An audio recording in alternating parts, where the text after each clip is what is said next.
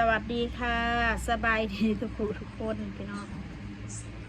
คอยสิว่าเรื่องอันนี้ให้พี่น้องฟังเด้อกินน้ำก่อนเมื่อคืนนี่เขาว่าคอยเมาติว่าสันเลยเขาไม่ได้กินเหล้าเขาจะเมาเนี่ยนะฉันไม่ได้กินเหล้ากินเบียร์ฉันจะเมาได้ยังไง ทุกอย่างมีสติหมดแล้วพี่น้อง ได้เงินเดือนแล้วก็เก็บไปใส่หนีเขาในเด้อเพิ่นว่าอะไรโอ้คงถ่าเจ้ามาใส่ให้ได้นางคอยกระใส่มองคอยใส่ขอยกระใส่ขอยกระทยอยใส่แล้วถ้าคอยใส่เบิดเธอเดียวขอยก็บ่มีกินแล้วเพื่อสิสิ้นเดือนสิ้นดาวก็เข้าใจแน่มนุษย์นำกันค่ะได้บ่มีผู้ใดอยากเป็นหนี้ดอกเป็นหนี้นะมันเมื่อยมันนอนบ่รับบ่ต้องมาบอกคอยดอกคอยใหญ่แล้วจ้าเอาเวลาของเจ้านั่นไปดูแลครอบครัวเจ้านั่นหรือเจ้าได้เงินเดือนมาเจ้าไปซื้อข้าวซื้อน้ำให้พ่อให้แม่เจ้าหันกินเด้อนางเด้อเจ้าอย่ามายากเรื่องหนี้เรื่องสินคอยเถาะคอยหู้ดีว่าคอยเป็นหนี้ไพ่เท่าใดคอยหู้ดีจุ๊เจ้าบ่ต้องมาบอกตัวเลขดอกว่าคอยเป็นหนี้ผู้นั่นผู้นี่จุ๊เจ้าอย่ามารู้ดีกว่าเจ้าโตอย่ามารู้ดีกว่าคอยผู้เจ้าโตนี่คอยรู้ดีว่าคอยเป็นหนี้คนละคอยควรใส่บ่หรือคอยบ่ควรใส่คอยหู้ดีคอยบ่เป็นคนสิไปหนี้สินปานนั้น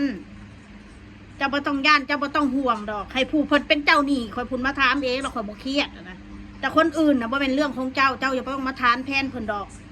แม่นคอยใส่ไปหรือบ่ใส่ไปขอยบ่จำเป็นต้องมาประกาศซุมเจ้าเป็นคนอื่นบ่แม่นคนในครอบครัวข่อยสิ่งที่รับรู้นะคือผัวข่อยกับข่อยเท่านั้นเรื่องนี้เรื่องศีลนะขอยบ่นี้เรื่องนี้นะบ่ต้องย่านแล้วก็ต้องมาบอกประชดประชันข่อยมีเงินฮักก็ใส่หนี้นะคู่มือนี่หาเงินดิ้นรนเพื่อหยังก็เพื่อหนี้เพื่อกินเพื่ออยากเนี่ยแต่ละมื้อแต่ละวันตื่นมาก็ได้ใส่โลดเงินนะบ่มีมื้อใดว่าบ่ได้ใส่เงินถ้ามื้อใดบ่ได้ใส่เงินเนี่ยพระสาธุมันเป็นผลกำไรอ่ะนะตื่นมาเนี่ยมันใส่โลดแม้แต่เฮ็ดคลิปนี่โหลดคลิปนี่ก็20 บาทแล้วใบหนึ่งนะคลิป1 2คลิป20 บาทบัดนี้เบิดมื้อเฮ็ดคลิปน่ะพี่น้องก็บ่ได้หยุดได้หย่อนสามนเจ้าคือบ่ให้เบาเพชรไปทำงานว่าซั่นเบาเพชรเราทำงาน YouTube จ้าเราเฮ็ดงานตรงนี้แล้วเราบ่สามารถแยกลากไปเฮ็ดตรงอื่นได้พี่น้องเอ้ย YouTube ก็คืองานก็คือเงินก็คืองานทุกอย่างคืองานคือเงินเบิดถนัดของใครของมันผู้ใดหาเงินได้ผู้นั้นแหละเฮ็ดงานแม่น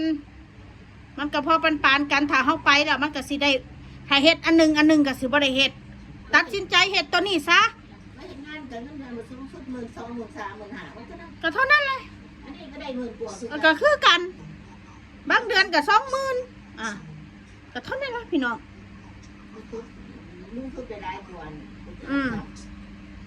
จักสิว่าอะไร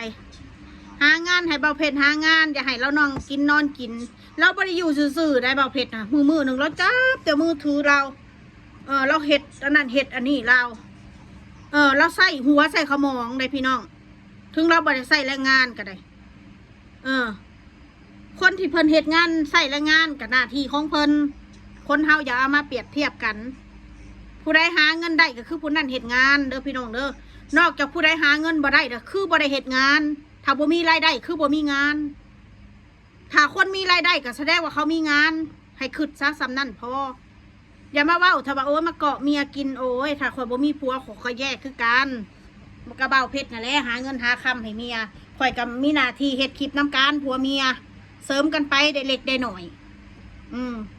เรื่องลูกเอามาเฮ็ดคลิปโดยตรงมันบ่ได้เกี่ยวดอกลูกข่อยเกิดมาข่อยก็ถ่ายนางโลดครอบครัวข่อยเรื่องม้าเรื่องแมวคือกันข่อยสิถ่ายม้าถ่ายแมวมันก็คือสิ่งแวดล้อมในร่างกายข่อยในครอบครัวข่อยแต่ละมือก็ต้องซึ่งเจ้าก็ต้องเห็นถ้าบ่ให้ข่อยถ่ายมันก็เป็นไปบ่ได้มันบ่แม่นว่าถ่ายม้าเด้อโอ้หวังเพื่อคนโอนเงินให้ส่วนโอนเพิ่นก็โอนให้เฉพาะม้าเฉพาะแมว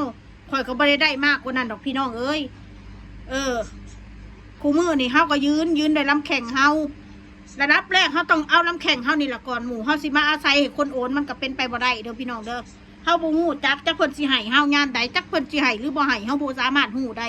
ว่าเพิ่น FC มีนางอันนึงล่ะกูเงิดคนโอนเงินให้อีอันนี้ว่าซั่นได้ก็คนเฮามันหักกันเด้ซะผู้เขาหักข่อยเขาก็ให้เจ้าบ่หักข่อยเจ้าก็บ่ให้เจ้าก็ได้จะด่าข่อยหั่นแหละ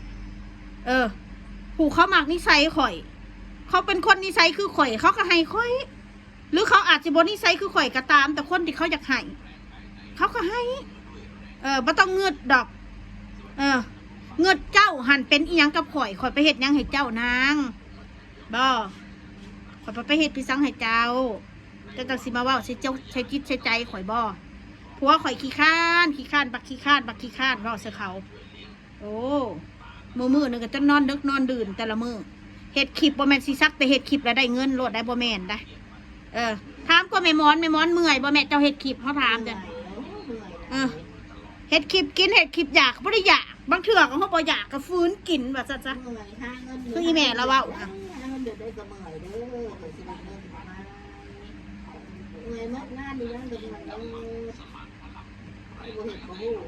ว่าเพื่อน FC ให้เฮามันก็ดีใจเนาะพี่น้องเพิ่นให้หน่อยให้หลายเฮาก็ดีใจ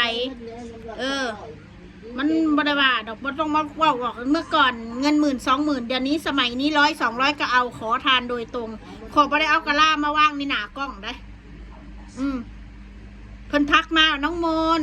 พี่ขอบัญชีหน่อยพี่ติดตามหนูมานานแล้วพี่อยากส่งเงินให้ซื้อกับข้าวนะ500นะ1,000นะให้น้องมานานะขอบ่ได้ว่าข่อยทักหา FC ว่าโอ้ยขอเงินแน่ซอยเรือแน่ FC เอ้ยถ้าข่อยเว้าแบบนั้นก็ยังว่าพอข่อยขอทานนั่นอันนี้เพิ่นทักเข้ามาเบิดบ่ว่าทุกคนที่เป็นหมู่ใน Facebook ข่อยบ่สามารถสิไปฮู้เพิ่นฮู้แต่ว่าเพิ่นมากดไลค์แห่งเป็นเพื่อนกันใน Facebook ว่าเพิ่นอยากทักมาเฮาต้องฮู้จักกันแนะนำตัวเพิ่นฮู้จักข่อยมาหลายปีแต่ข่อยบ่ได้ฮู้จักเพิ่นเลยว่าซั่นซะคือข่อยบ่ได้สนใจเพิ่นว่าซั่นซะเจ้าเข้าใจบ่ยังมาด่าแต่เขาว่าเขาขี้ข้านคนขี้ข้านว่ามันสิได้มีเงินซื้อข้าวซื้อน้ำกินพี่น้องคู่มื้อนี่ค่าใช้จ่ายมันละแพงแต่ตื่นมาก็ต้องใส่เงินแหละข้าวก็ต้องซื้อโลนึง30-40 บาทแต่มากินมาหนึ่งบ่แม่นบ่ได้มีหยังได้มาง่ายๆเด้อพี่น้องนอกจาก FC ให้นะแม่นะได้ง่ายอีหลีอ่ะนะเพิ่นให้เฮาอ่ะนะเฮาก็ขอบพระคุณเพิ่นหลายๆเด้อพี่น้องที่เอ็นดูน้องมานาครอบครัวข่อยถึงข่อยสิเว้าบ่ม่วนเพิ่นก็ยังมีคนหักคนแพงว่าซั่นซะขอบคุณหลายๆก็กระบอกหูแนวสิเห็ดสิบาดอกพี่น้องบางเถื่อเขาเห็ดคลิปออกมาเจ้าเคยเบิ่งอยู่บ่คลิปเจ้านั่งมวนบ่พอเวลาเจ้าด่านะมันเป็นตาสั่งเขาเคยเบิ่งเป็นจังสิบ่เบิ่งก็หูบ่นั่นแหละคอยด่าเป็นตาสั่งเขาค่ะกระด่าเฉพาะคนที่คอมเมนต์เป็นตาสั่งจะข่อยคือกันบ่แม่นอยู่บ่ซื่อข่อยสิมาด่าไส้ด่า FC ไปมั่วซั่วเบิดด่าคนไทยอย่าเว้าทอดพี่น้องข่อยกระบุว่าข่อยจะอธิบายให้ซุมเจ้าข่อยด่าเฉพาะคนเฉพาะกลุ่มเฉพาะคนคอมเมนต์มาว่าครอบครัวมูข่อยถ้าว่าคนไทยก็ได้บ่ได้ว่าลาวบ่ว่าไทยเดี๋ยวกูได้ด่าเขาก็ด่าคืนให้ซุมเจ้าเข้าใจแนวนี้ซะไปคนเฮาถ้าบ่ถูกตัวเองน่ะบ่ฮู้สึกดอกเดี๋ยวนี้คนทำช่องมาด่าเป็นร้อยช่องกับเรื่องของเขากับเขาบ่มีคอนเทนต์เขาเอาครอบครัวข่อยไปหากินก็ถือว่าเป็นบุญของข่อยได้ทำบุญถือว่าข่อยทำบุญทำทานเนี่ยมันซะไปมันได้เอาหน้าเอาตาข่อยไปหาอยากหากินนะถือว่าข่อยได้ทำบุญให้เขาซะข่อยบ่ฮู้จักเขาแต่เขาฮู้จักข่อยแสดงว่าข่อยกับคนหนึ่งนะพี่น้องคนดังรู้สึกนะดังในเรื่องไม่ดีนะเรื่องบ่ดีนะซุเจ้าใส่ร้ายข่อยเองจริงว่าข่อยก็บ่ได้เลวร้ายขนาดนั้นดอกข่อยบ่ได้เป็นคนชั่วขนาดนั้นนะข่อยสิดีเฉพาะคนดีกับข่อยคนบ่ดีข่อยบ่ดีFC อันไหนติเตือนได้ข่อยฟังแนวดีๆม่วนๆข่อยมักข่อยบ่ได้มักแนวบ่ม่วนได้คือซุเจ้าแต่ข่อยเว้าบ่ม่วนซุเจ้าก็ยังบ่มักข่อยด่าเว้าหยาบคายซุเจ้าบ่ได้มักข่อยแม่นบ่ซุเจ้าบ่ได้มักซุเจ้าก็ว่าข่อยปากหมาปากดีมึงอย่าแผ่วนะว่าแผ่วบ่แผ่วกูเมื่อยกูก็พักกูจะไปด่ากูมือก็บ่เฮ็ดได้พี่น้องเอ้ยเมื่อยว่าซั่นซะคนเฮามันรู้จักเมื่อยได้บ่คือพวกหาทำมาหากินคือซ่องข่อยได้เอาซ่องข่อยไปหากินน่ะพวกบ่มีความคิดน่ะพวกไร้ปัญญาพวกไร้สมองน่ะถ้าถ่ายตัวเองก็บ่มีผู้เบิ่งซะบ่เอาประเด็นครอบครัวข่อยไปเฮ็ดอาศัยประเด็นครอบครัวข่อยไปเฮ็ดด่าแม่มอนมั่งแหละขนาดแม่มอนเราบ่ค่อยด่าเพิ่นก็ยังเราเอาไปด่าแล้วเฮ็ดที่สังสรรค์น้องมันนะบ่ค่อยด่าไผอ่ะนะยังเอาเราไปด่าลูกก็จะเป็นคือลิงคักว่าซั่นเจนผู้ให้คักลูกก็ได้เอาผู้ให้ก็ลูกข่อยบ่เป็นลูกเจ้าก็บ่ได้งามในสายตาข่อยได้ล่ะแม่นซุปเจ้าสิงามปานใดข่อยก็บ่ได้ว่างามในสายตาข่อยลูกซุมเจ้านะลูกเจ้าดีข่อยก็บ่ได้ว่าดีนำว่าข่อยก็บ่ได้ว่าลูกซุมเจ้าดี ลูกคอยซัวคอยว่าลูกคอยดีนะบัดนี้คอยปกป้องลูกคอย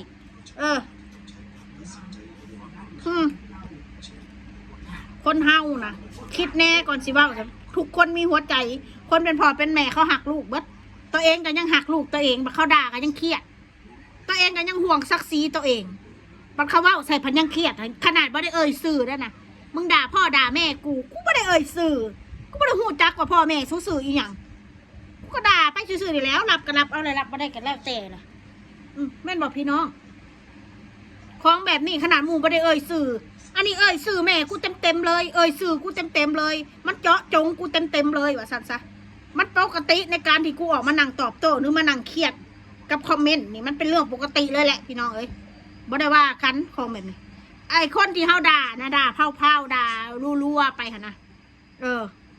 กลับมาหลับเอาว่าเฮาด่าพ่อด่าแม่เพิ่นทั้งที่พ่อแม่เพิ่นซื้ออีหยังเฮาก็ยังบ่ฮู้จักพี่น้องเอ้ยอะไรจะว่าลายยันเขาเครียดด่าตำตอเขาสิเครียดพี่น้องสงสารเขาสั่งจีเมลบ่แม่นหยังดอกมือหนึ่งจักจิกเมลอีหนึ่งจะว่าจักเมลพิมพ์กับมาด่านะพี่น้องเอ้ยสงสารเขาแม่นหยังดอกเขาพยายามจักเล่นน้ำเฮาแต่เฮาพยายามเคลียร์เขาหนีอยู่พี่น้องถ้าว่ายังไปก็ขอโทษขออภัยเด้อสวัสดีจ้าไว้พ่อกันใหม่คลิปหน้าพลังแรงพลังพี่น้องเอ้ย